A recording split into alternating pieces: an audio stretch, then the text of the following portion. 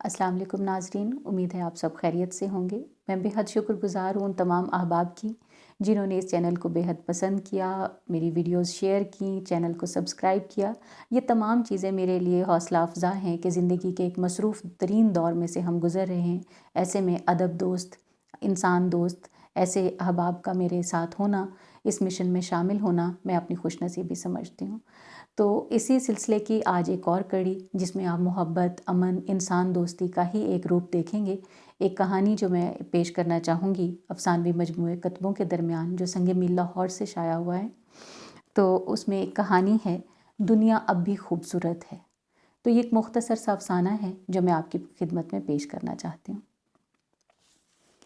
गाँव से शहर की तरफ पढ़ाई के लिए मैंने मराजियत तो कर ली, लेकिन एक चीज़ की आदत मैं ख़ुद को ना डाल सकी। वो आदत घंटी की आवाज़ थी। मैंने उस आवाज़ में हमेशा एक ख़ौफ महसूस किया है। ऐसा नामालूम ख़ौफ मेरी कौन सी शऊरी या गैर शऊरी नफ्सियाती उलझन का नतीजा था, ये मैं नहीं जानती। आज भी फ़ोन की घंटी पर मेरा दिल बेइख्तियार ख़ौफ से तेज़ तेज़ धड़कने लगा। फिर भी मैंने फ़ोन का रिसीवर उठाया तो दूसरी तरफ से अम्मी की आवाज़ सुनकर सारे ख़ौफ ममता की शफ़क़त के सामने बेबस हो गए। अम्मी बड़े थके थके अंदाज में बोल रही थीं, सादिया, ये मोई नाज़ो थी ना, मर गई। मैं नाज़ो के मरने पर चौंकी तो थी, लेकिन उसके बेवक़्त होने पर मैं अफसुर्दा सी हो गई। बाकी फ़ोन पर क्या क्या बातें हुई वो सब पस मंज़र की आवाज़ें बनकर रह गईं। मैं फिर सोफ़े पर नीम दराज सी हो गई, लेकिन मेरे ख़यालात का सिलसिला तवील तर होता चला गया। मैं यूं ही उंगली थामे अपने बचपन तक जा पहुंची, जहां घर भर का काम काज करती नाज़ो हर तरफ भागती फिरती नज़र आने लगी। नाज़ो लंबे कद, सांवली रंगत और लंबे परांदे वाली बारोब औरत थी। हर काम में पेश पेश नज़र आती। कहीं खुशी हो या गम, हांडी चूल्हे की मालिक बनकर बैठी नाज़ो हर जगह नज़र आती। गांव भर में खुशी के मौका पर बलाएं लेती, दुआएं देती, गीत गाती हुई नज़र आती। कहने को तो वो नाइन थी, लेकिन चौधरानियों का भी उसके आगे दम निकलता था। एक मर्तबा उससे किसी ने पूछा कि उसका शौहर उसको छोड़कर भाग क्यों गया। इस बात पर वो तैश में आ गई और गांव के तमाम शादीशुदा मर्द और औरतों के करतूत खोल खोल कर बयान कर दिए। कहने लगी, झूठा खाना खा सकती हूँ, उतरन पहन सकती हूँ, लेकिन झूठे मर्द के साथ नहीं रह सकती। उसने भी किसी और के साथ मुंह काला कर लिया था, इसलिए वो मेरे लिए झूठा हो गया था। उसको कैसे रखती? उसने मुझे नहीं छोड़ा, मैंने उसे छोड़ा है।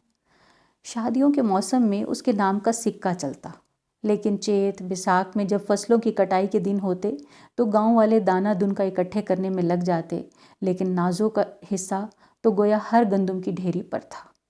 हर छोटे बड़े किसान से वो उसकी हैसियत के मुताबिक हिस्सा लेती और चल देती।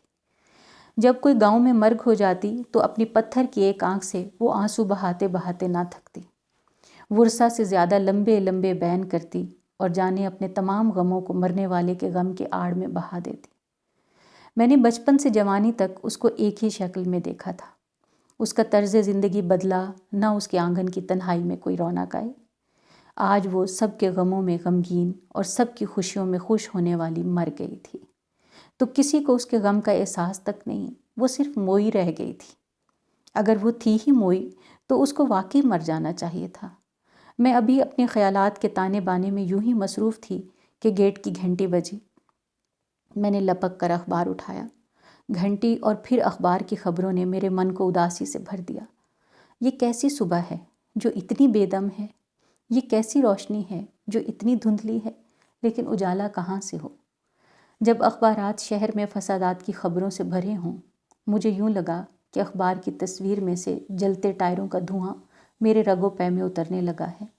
मैं बेदम सी हो गई। मैं इंसान के इंसान से ताल्लुक़ को सोचते सोचते प्रोफेसर तक जा पहुंची, जो हमेशा कहता था कि दुनिया हसीन और लोग अजीम होते हैं। मेरा जी चाहा कि मैं इस अखबार को दिखाकर कहूँ कि तुम्हारे अजीम लोगों ने ही तुम्हारी हसीन दुनिया को फसादात से गदला कर दिया है और एक दूसरे का गला काट कर नाम निहाद इंसान होने का प्रचार कर रहे हैं। देखो कि वो कैसे अपनी ही चीज़ों को तोड़कर गैरों के कारनामों पर एहतजाज कर रहे हैं। ये कैसा एहतजाज है जिसने मज़दूर से मज़दूरी, गरीब से रोटी तक छीन ली है। मैं गाड़ी लेकर सड़क पर निकल आई। सड़कों की वीरानी और फ़िज़ा की उदासी میرے دل کی افسردگی سے ہم آہنگ ہوتی چلی گئی۔ میں پروفیسر سے بہت سے سوال کرنا چاہتی تھی، گویا میرے اندر کے سیلاب اپنے لیے ڈھلوان ڈھونڈ رہا تھا۔ فلیٹس کے باہر لکڑی کے جلے تختے دیکھ کر میں گاڑی سے اتر کر بھاگی۔ سامنے جلی ہوئی تختی پر پروفیسر کا نام بھی لکھا تھا۔ بہت شکریہ۔